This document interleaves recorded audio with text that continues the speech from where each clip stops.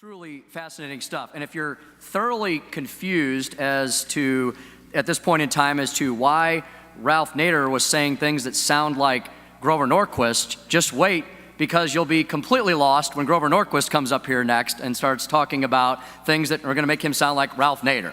So without further ado, Mr. Grover Norquist.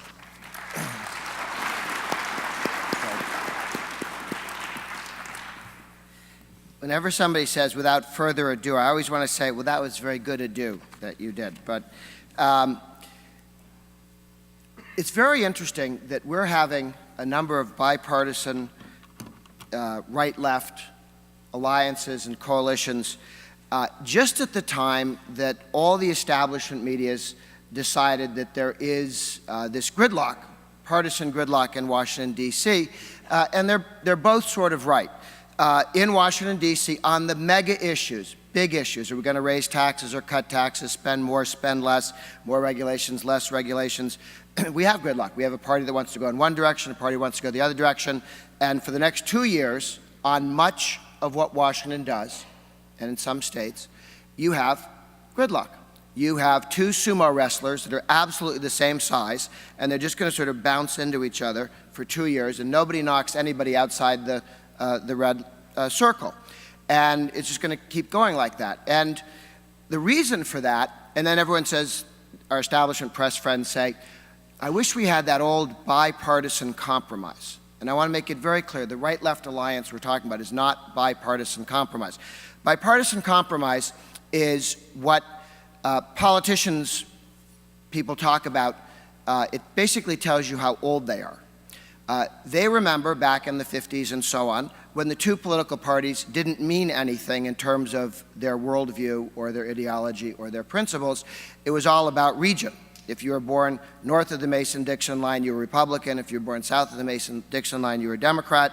And there were little old ladies in Mississippi who agreed with Ronald Reagan on everything and voted for George McGovern because Sherman had been unpleasant to Atlanta recently.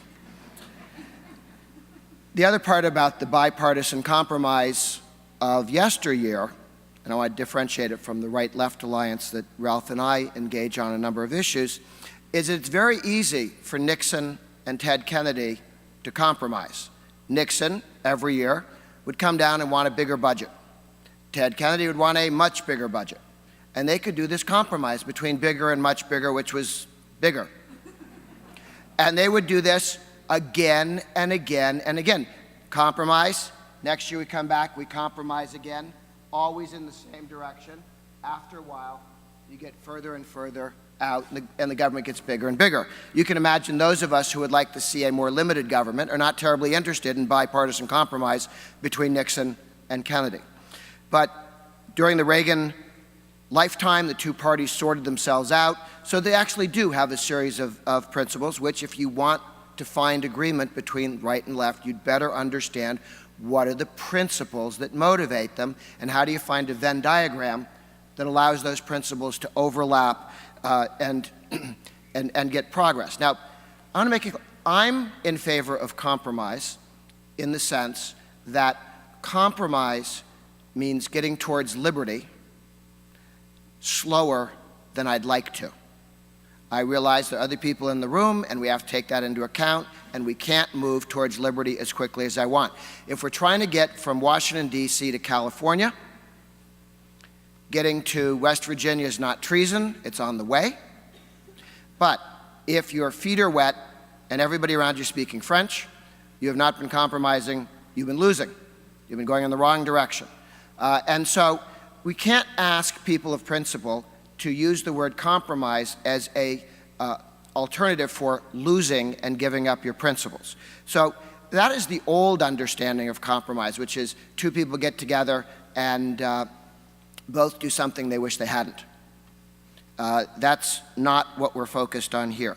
Where Ralph Nader and I and guys on the right and the left have been able to agree is where, for our own principled reasons, we can come together on the same issue.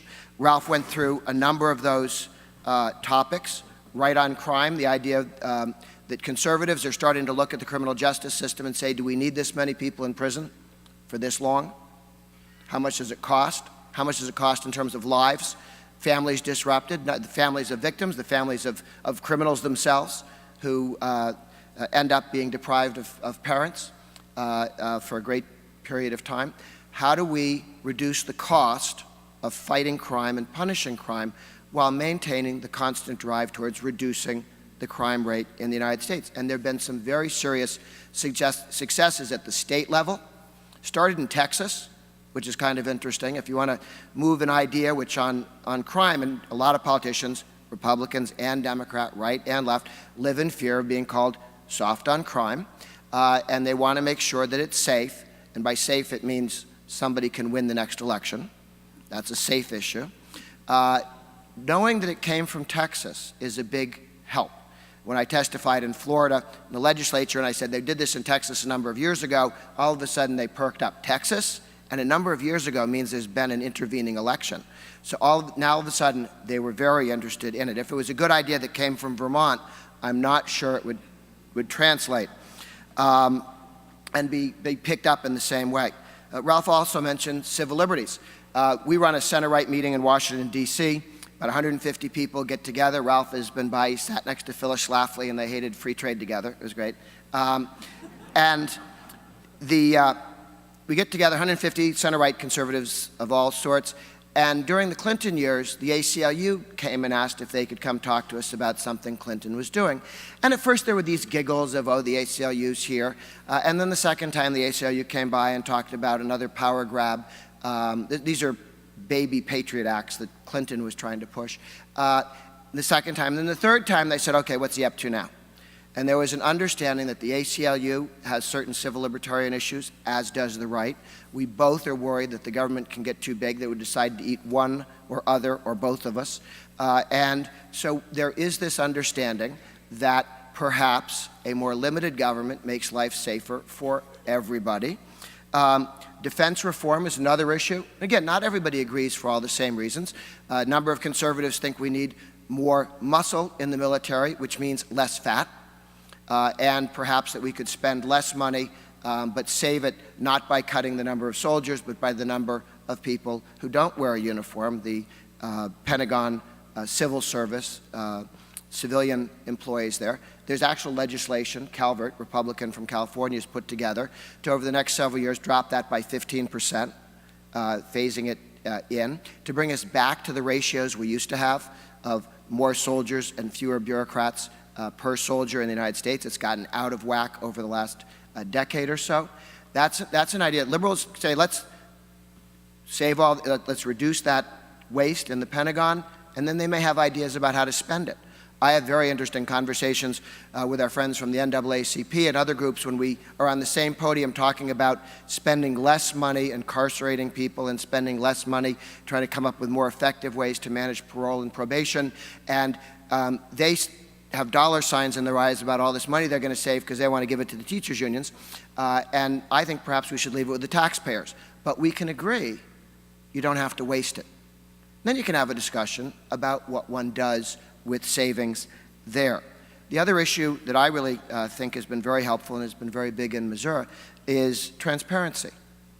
I think Ralph and I first started talking about this early on in the Bush administration, and we went over and talked to the folks there about, guys, how about, since Al Gore invented the internet, how about we put all of the government spending online, all contracts. So you can look at a contract and see, so what was the company supposed to do, or a grant recipient, what were they supposed to do, what did they do, and all the competitors to that company can look and say, wait a minute, they padded things, how could you bid lower the next time around, and making sure that we know how every dollar is spent.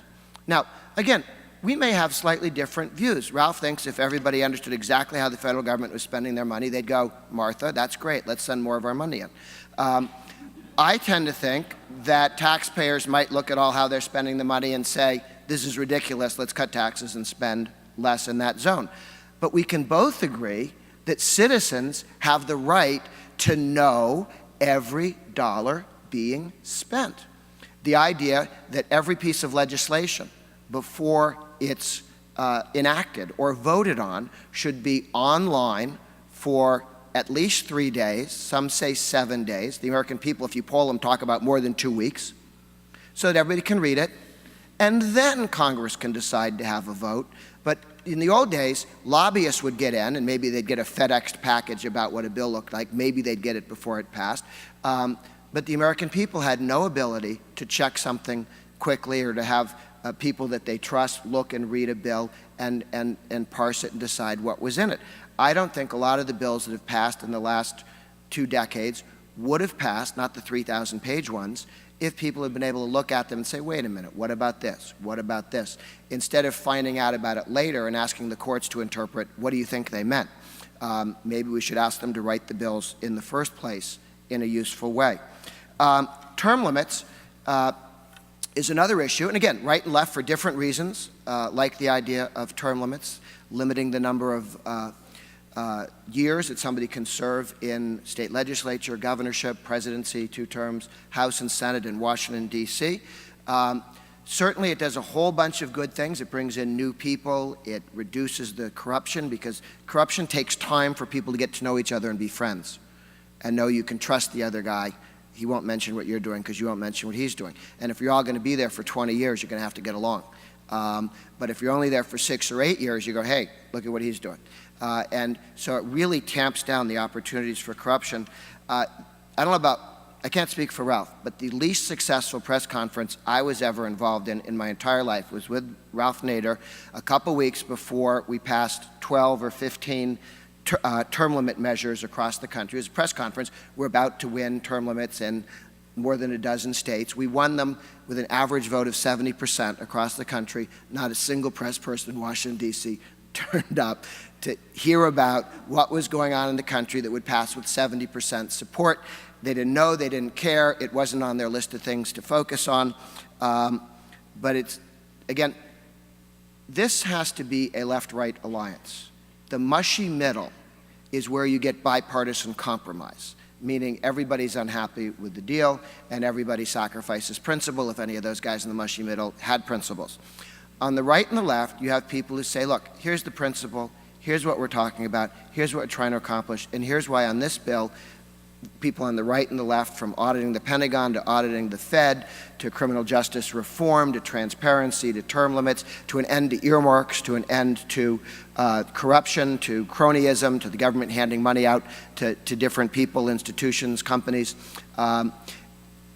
We can agree, for different reasons, to work together on this issue.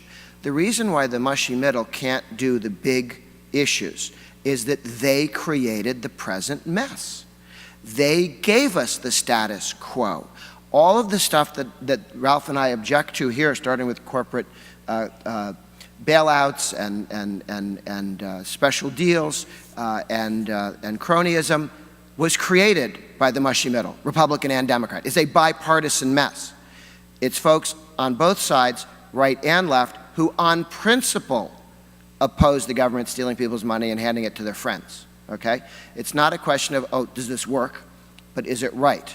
And I can speak to folks on the right and say, this is a good idea and here's why, and Ralph can speak to folks on the left and make the case. The mushy middle, even if they had a good idea, could not be a validator to voters that you can trust them, because they created this mess and they have run on interest, not on principle, when they run for election and re-election. So, one, there are a lot of issues that we don't have bipartisan compromise anymore, and I'm glad, because that was just drifting left. But there are a number of very important, it's not minor issues, very important issues that I think can lead to right and left working together to actually come up with real changes, with real success, to enact laws to make the government more transparent, more honest, clearer, a better informed electorate that can make better decisions, better informed decisions on all issues, starting with this list where there is right-left coalition possibilities. Thank you.